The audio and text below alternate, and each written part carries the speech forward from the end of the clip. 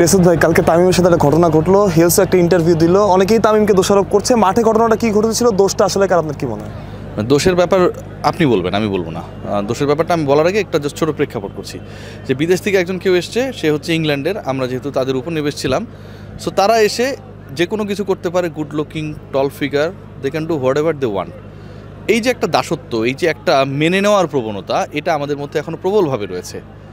আমরা কেউ Alex Hales যে দাবিটা করে দুইটা টেলিভিশন চ্যানেলকে ইন্টারভিউ দিয়ে যখন চলে গেল, তারপরে আমরা এটুকু বোঝার জন্য, শোনার জন্য ওয়েট করি নাই।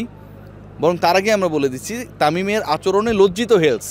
বিভিন্ন জায়গায় এরকম করেই আসলে ট্যাগলাইন করা হয়েছে, এরকম করেই তামিমকে ট্যাগিং করা হয়েছে। আপনার একজন এক্স ক্যাপ্টেনকে, হইতে পারে সে অনেক খারাপ মানুষ, যে অভিযোগটা আপনি করছেন এক পক্ষের কথা শুনে, অ্যালেক্স হেলসের কথা শুনে, আপনি কি একবারও চেষ্টা করেছেন প্রপার জাস্টিফিকেশনটা জানার জন্য? আমরা ওয়েট করিনি। কিন্তু সেকেন্ড পয়েন্ট যেটা, ডিউরিং দ্য ম্যাচ, ধরেন এখন একটা ইন্টারভিউ চলছে, ডিউরিং দিস ইন্টারভিউ এই জায়গায় এসে যদি মাঝখানে কেউ বারবার ডিস্টার্বেন্স ক্রিয়েট করে, আপনি কি ওই লোকটাকে নিবৃত করবেন বা তার উপর বিরক্তি প্রকাশ করবেন? নাকি আপনি এখানে গিয়ে মিডিয়ায় হচ্ছে আমাদের রিমন ভাই কাজ করতেছে, দোতলায় বসে তার কাছে যাবেন, রিমন ভাই আপনাকে একটু সময় হবে, একটা ব্যাপার আলোচনা করতে চাই, ওই স্টাইলে আপনি যাবেন? একটা জিনিস বিরক্ত করা, আর একটা হচ্ছে সামনে হুট করে চলে আসা, দুটোর মধ্যে কিন্তু পার্থক্য রয়েছে। জুনিয়র একজন ক্রিকেটার, আন্ডার-19 টিমের ক্রিকেটার, এবং এবারের বিপিএলে গভর্নিং কাউন্সিল অ্যালাউ করেছে যে প্রত্যেক টিম একজন করে আন্ডার-19 টিমের ক্রিকেটার রাখতে পারবে। কেন রাখতে পারবে? এই ক্রিকেটাররা গ্রো হবে। তামিম ইকবালের ক্যাপ্টেন্সিতে খেলছেন ইমন, সেই ক্রিকেটারের সাথে আগেও এরকম করা হয়েছে, গতকালকে রিপিটেডলি যখন করা হয়েছে। As a captain, as a elder brother, as the experience campaigner, আপনি কি করবেন? আপনি কি এটাকে মেনে নেবেন? আপনি যদি মেনে নেন, তাহলে আপনি আপনার জুনিয়রকে আসলে কী শেখালেন? Why you are captain? To protect your junior brothers. এরকম একটা ইনসিডেন্ট হলে আপনি সেটাকে প্রোটেক্ট করবেন, প্রতিবাদ করবেন। তামিম ইকবাল তেরে গেছে সেটা দেখেছে, কিন্তু বিসিবির একটা রিলস আছে, সেই রিলসটা আপনার দেখার চেষ্টা করবেন। আমি দেখাবো আপনাকে যে অ্যালেক্স হেলস যখন সবাই উদযাপনে ব্যস্ত, উদযাপন করতে না গিয়ে পেছনে ফিরে তামিম ইকবালকে এবং ইমনকে অ্যাবিউসিভ ওয়ার্ডস ইউজ করে। এই ব্যাপারটা নিয়ে কিন্তু আমরা কেউ জানার চেষ্টা করছি না। ইন্টারেস্টিং পার্ট কি জানেন? এই যে ইমনের নামটা তামিম বলেছে, এটা নিয়ে এখন ভুল ধরা হচ্ছে যে ইমনের কথা কেন বলে দিল। ইমনই তো, তাই না? কেন তার কথা বলা হলো? যদি তামিম বলতো যে একজন ক্রিকেটারের নাম না বলতো, এই আমরা প্রশ্ন তুলতাম যে এটা আসলে কোনো ক্রিকেট না, তামিম বানাইতেছে, তাই না? আপনি সামনে গেলেও দোষ, পেছনে গেলেও দোষ। এই যখন সিচুয়েশন, আমার কাছে মনে হয় যে আমাদের সত্যিকার অর্থে আমরা আমাদের নিজেদের দ্রুত কাটতির জন্য আমি আমাকে ইনক্লুড করে বলতেছি, অনেক ক্ষেত্রে এত দ্রুত ডিসিশন মেক করে ফেলি, যেটা আসলে খুব ফ্রাস্ট্রেটিং। অ্যান্ড তামিম ইকবালের সাথে গতকাল যেটা হয়েছে, এটা যেভাবে আমি একটা ডিসিশনে চলে গেছি, এটাও খুব ফ্রাস্ট্রেটিং। আমি বলেছি যে এটার বিচার আপনি করবেন। এখন বলেন আপনার বিচারটা কি? আচ্ছা, আমার বিচার যাই হোক, তার আগে আমি জিজ্ঞেস করতে চাই যে আমরা তো শুনেছি অ্যালেক্সের একটা দাবি করে তাকে এটা বলা হয়েছে, ইমনকে আসলে অ্যালেক্সেস কি বলেছিলেন বা কি বলে অ্যাবিউজ করেছিলেন, এটা আপনারা জানতে পারবেন। আমি আপনাকে কি বললাম যে ইমনের কথা তামিম ইকবাল নিশ্চয়ই ইমনের সাথে কিছু হয়নি, কিন্তু নামটা বলে দিল, নট লাইক দ্যাট। এটা তামিম ইকবাল বলবে না। তামিম ইকবাল এই টাইপের ছেলে না। তামিম ইকবাল অনেক ইমোশনাল হতে পারে, অনেক কাঠখোট্টা হতে পারে, অনেক বিষয়ে ধরেন বেশি করে ফেলে হতে পারে, কিন্তু তামিম ইকবাল মিথ্যাবাদী না। তামিম ইকবাল কারো ব্যাপারে একটা মিথ্যা তথ্য দিবে, একটা জুনিয়র ক্রিকেটারের সম্পর্কে বলে দিল, he is not that guy. আমি চাইলে জিজ্ঞেস করতে পারতাম, কিন্তু এটা ধরেন এমন একটা বাজে ল্যাঙ্গুয়েজ যেটা আসলে মিডিয়া আসাটা উচিত না, যে কারণে আমি জিজ্ঞেস করিনি। অ্যাবিউসিভ বলেছে মানে তো অ্যাবিউসিভের মিনিংটা তামিম ইকবাল নিশ্চয়ই বোঝেন।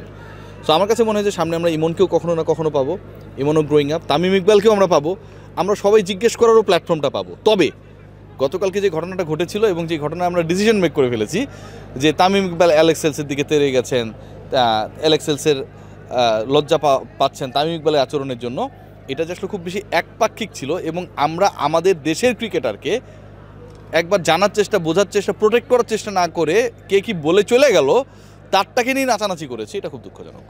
ভাই, অ্যালেক্স হেলস যেমন দাবি করেছে তাকে বিভিন্ন অ্যাবিউসিভ কথাবার্তা বলা হয়েছে, আপনি কি জানেন এগুলো সত্য, যে অ্যালেক্স হেলস সত্য বলেছেন বা এগুলো আসলে ভিত্তি আছে? আচ্ছা, অ্যালেক্স হেলসের ক্রিকেটিং ক্যারিয়ারটা যদি আমরা দেখি, 2019 বিশ্বকাপের সম্ভবত শেষ পর্যন্ত বাদ পড়ে গেল। কেন জানেন তো? নৈশ ক্লাবে মারামারি করছিল, বুঝতে পারছেন? আরেকবার তিনি মোটামুটি একটা বড় সময়ের জন্য নিষিদ্ধ হলেন, তখনও হচ্ছে মাদক রাখার জন্য, যে টাইপের ড্রাগস আপনি রাখতে পারেন না, সম্ভবত কোকেন, সম্ভবত বলছি, কারণ হচ্ছে ড্রাগটার প্রপার নেমটা আমার এই মুহূর্তে মনে নেই। সার্চ করলে আপনারা সবাই পেয়ে যাবেন, অ্যালেক্স হেলস ব্যান্ড লিগলে সার্চ করলে পেয়ে যাবেন। তো এই ঘটনাগুলো যে ঘটিয়েছে, এরকম ইনডিসিপ্লিন যে ক্রিকেটার, তামিম ইকবাল ন্যাশনাল টিমে ইনডিসিপ্লিন, 3টা ইনসিডেন্ট আপনি বলতে পারবেন যে তামিম ইকবাল ইনডিসিপ্লিন? কেউ বলতে পারবে? কেউ বলতে পারবে না যে Tamim Iqbal indiscipline. Alex Hales যে ইনডিসিপ্লিন এটা তো দুনিয়া জানে। তো তার দ্বারা এরকম উল্টাপাল্টা কথা বলাটাই তো স্বাভাবিক, যখন সে এরকম একটা কর্মকাণ্ড করেছে। অ্যান্ড তার কাছে অনেকটা আনএক্সপেক্টেডলি বাংলাদেশের সব ক্রিকেটার সব কিছু মাইনা নেয়, কিন্তু তামিম ইকবাল মানে নাই। তামিম ইকবাল মানবে কেন ভাই? তামিম ইকবাল অ্যালেক্স হেলসের দেশে গিয়া টানা ব্যাক টু ব্যাক সেঞ্চুরি করেছে এখন থেকে আরও 15-17 বছর আগে। সো তামিম ইকবাল সেই ক্রিকেটার, লর্ডসে সেঞ্চুরি করে পেছনটা দেখানোর এভাবে সাহস করতে পেরেছে তামিম ইকবাল। ওই লর্ডসে গিয়ে বাংলাদেশের আর কোনো ক্রিকেটার সেভাবে খেলারও সুযোগ পায়নি, শতক তো অনেক পরের হিসাব। So this is what actually he is. আমার কাছে মনে হয় যে তামিম ইকবাল যে কাজটা করেছে এটা পুরো দেশের হয়ে তিনি করেছেন, not for himself, not for কি বলবো যে একজন শুধু জুনিয়র ক্রিকেটারের জন্য করেছেন, ব্যাপারটা এরকম না। বাংলাদেশের জন্য, বাংলাদেশের মানুষের হয়ে যে কেউ যে কোনো ধরনের অ্যাবিউসিভ অ্যাটিটিউড যদি আমার দেশের ক্রিকেটারের জন্য এগেনস্টে করে, সেটার এগেনস্টে তিনি যেটা করেছেন এটা আমার কাছে মনে হয় যে অসাধারণ একটা কাজ করেছেন। এবং এই কাজটাকে আমি পার্সোনালি সাপোর্ট করি, কারণ আমার একটা জুনিয়র ক্রিকেটারকে যে কেউ ডিউরিং দ্য ম্যাচ যা খুশি তা বলবে, আমি ম্যাচ রেফারিকে কমপ্লেন করার জন্য ওয়েট করবো, এটার ভাই দরকার নেই।